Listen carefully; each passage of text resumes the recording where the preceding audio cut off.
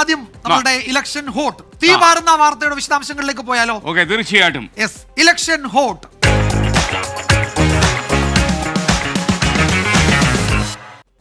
സഞ്ജയ് ഗാന്ധിയുടെ മകൻ വരുൺ ഗാന്ധി രാജീവ് ഗാന്ധിയുടെ കുടുംബത്തിന്റെ പിന്തുണ മത്സരിക്കുമ്പോൾ ഇന്ന് മുഴുവൻ അലയടിച്ചെന്ന ആ ചോദ്യത്തിന് ഇനി ഉത്തരമായിട്ടില്ല.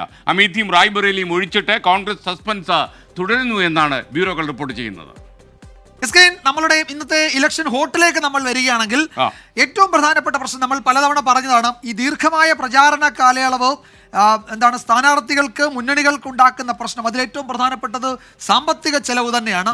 പണം കണ്ടെത്താൻ കോൺഗ്രസ്സുകാർ അതാണ് അവരുടെ ഇൻകം ടാക്സ് റിട്ടേൺ സമർപ്പിച്ചില്ല എന്ന് കരുതി അവരുടെ അക്കൗണ്ടും ക്ലോസ് ചെയ്ത് ഫ്രീസ് ആക്കി വെച്ചിരിക്കുക. അപ്പോൾ പല കൂപ്പണുമായിട്ട് പുറത്തിറങ്ങിയിട്ടുണ്ട്. കൂപ്പൺ പിരിക്കുന്നു. പല PCCകളും പറയുന്നു ഇങ്ങനെയാണെങ്കിൽ വലിയ ബുദ്ധിമുട്ടായിരിക്കും. മാത്രമല്ല ഈ വോട്ടർ ചോദ്യം ചോദിക്കും, ഇലക്ഷൻ ഫണ്ട് വേണോ വോട്ട് വേണോ, ഏത് പ്രിഫർ ചെയ്യുന്നുള്ളതായിരിക്കും ഏറ്റവും വലിയ പ്രത്യേകത. അപ്പോൾ നമ്മളുടെ പ്രധാനപ്പെട്ട നമ്മുടെ ഇലക്ഷൻ ഹോട്ടിലെ ആദ്യത്തെ സ്റ്റോറിയും അത് തന്നെയാണ്. തെരഞ്ഞെടുപ്പ് പ്രചാരണ കാലത്തെ സാമ്പത്തിക പ്രതിസന്ധിയിൽ വലയുന്ന മുന്നണികൾ, സ്ഥാനാർത്ഥികൾ, പാർട്ടികൾ.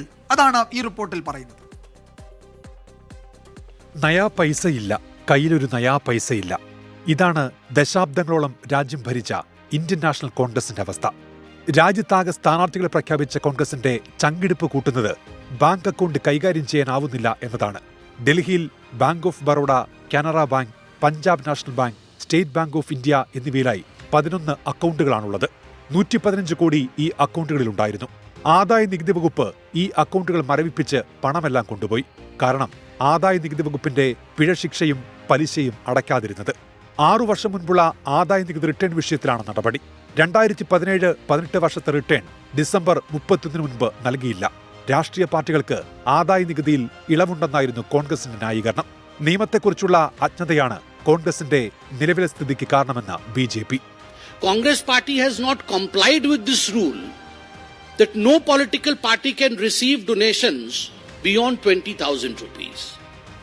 Astonishingly, I don't know why, despite knowing the rules, Congress party had accepted a donation worth 14 lakh rupees.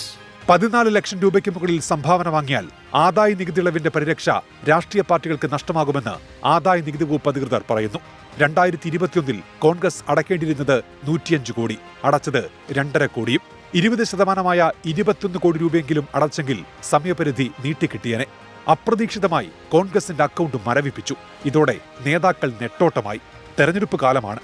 രാജ്യമാകെ നേതാക്കൾ പറന്നു നടക്കേണ്ടതാണ്. എന്നാൽ വിമാനം പോയിട്ട് ട്രെയിനിൽ പോകാൻ 2 രൂപ പോലും പാർട്ടിക്ക് എടുക്കാനാവാത്ത സ്ഥിതിയെന്ന് Rahul Gandhi. We can do no campaign work. We cannot support our workers. We cannot support our candidates. Our leaders cannot fly from one part of the country to the other. Forget fly. They can't take a railway train. And this has been done literally 2 months before the election campaign. വോട്ടുകാലം വൻ ചെലവിന്റേതാണ്. നേരത്തെ സ്ഥാനാർത്ഥികൾ പുതിയ account തുടങ്ങുകയും ചെലവിനുള്ള തുക high command ഈ അക്കൗണ്ടിൽ ഇട്ട് നൽകുകയുമായിരുന്നു രീതി. പണം വരുന്ന വഴി നിലച്ചതോടെ സ്ഥാനാർത്ഥികളും നേതാക്കളും നെട്ടോട്ടത്തിലാണ്. കോൺഗ്രസിന്റെ പല സംസ്ഥാന ഘടകങ്ങളും സ്വന്തം വഴി നോക്കുന്നുണ്ട്. ജാർഖണ്ഡിൽ സ്ഥാനാർത്ഥികളാകാൻ താൽപ്പര്യമുള്ളവരുടെ ബാങ്ക് ബാലൻസ് നോക്കുന്നുണ്ട് സംസ്ഥാന ഘടകം. കേരളത്തിൽ ബൂത്ത് തലം വരെ കൂപ്പൺ അടിച്ചിറക്കാനാണ് നീക്കം. രാഹുൽ ഗാന്ധി പറഞ്ഞതുപോലെ ഒരു ഫ്ലൈറ്റ് ടിക്കറ്റിന് കാശെടുക്കാൻ പോയിട്ട് ട്രെയിൻ ടിക്കറ്റിന് കാശെടുക്കാനുള്ള പണം കയ്യിലില്ല. ഇതെല്ലാം ജനങ്ങൾക്കറിയാം. അവർ സഹായിക്കും, അവർ വോട്ട് ചെയ്ത് ഞങ്ങളെ സഹായിക്കും, അവർ സാമ്പത്തിക സഹായം നൽകിയും ഞങ്ങളെ സഹായിക്കും. ക്രൗഡ് ഫണ്ടിങ് വേണ്ട ഒരു സാഹചര്യം വന്നാൽ ഞങ്ങളത് ക്രൗഡ് ഫണ്ടിങ് നടത്തും. ആ BJP അധികാരത്തിൽ നിന്ന് താഴെ ഇറക്കാൻ വേണ്ടിയിട്ടാണ് ഞങ്ങളുടെ സ്ഥാനാർത്ഥികൾ മത്സരിക്കുന്നത്. കേരളത്തിൽ K. കരുണാകരൻ സ്മാരകം, INTUC ഫണ്ട്, സമരാഗ്നി ഇങ്ങനെ പണപ്പിരിവ് കഴിഞ്ഞ് നടു നിവർത്തിയതേയുള്ളൂ കോൺഗ്രസ് പ്രവർത്തകർ. പിന്നാലെയാണ് തെരഞ്ഞെടുപ്പ് ഫണ്ട് പിരിവ്. അടിത്തട്ടിൽ പിരിവ് അപരിചിതമായ മറ്റ് സംസ്ഥാന ഘടകങ്ങൾ പിരിവ് തിരിച്ചടിയാകുമെന്ന നിലപാടുകാരാണ്. ഏതായാലും ജനങ്ങൾ കൈ അയച്ചാലേ കൈ ഉയരൂ എന്ന സ്ഥിതിയിലാണ് കോൺഗ്രസ്. Election desk 24. വിജയകുമാർ, ഈ തെരഞ്ഞെടുപ്പ് കാലത്ത് ഈ അടക്കം പറച്ചിൽ ഇത്തിരി കൂടും. സ്ഥാനാർത്ഥി ജയിക്കുന്ന കാര്യത്തിൽ പറയും, മറ്റു പല കാര്യത്തിലും അടക്കം പറഞ്ഞുകൊണ്ടേയിരിക്കും. ചില ആളുകൾ പറയുന്നത്, ചില ഗവേഷകരാ പറയുന്നത്, ഈ അടക്കം പറയുക എന്നൊരു പദം തന്നെ വന്ന് കണ്ണൂരിലെ പൂരക്കളിയിൽ നിന്നാണ്. അപ്പോ ഈ പൂരക്കാലത്ത് പൂരം കഴിഞ്ഞൊക്കെ ദേവതയെ പറഞ്ഞു വിടുമ്പോൾ പറയാറുണ്ടെന്ന്, പോകുമ്പോ നേരത്തെ കാലത്തെ പോണേ കാമ എന്ന് പറയാറുണ്ടെന്നാ പറയുന്നത്.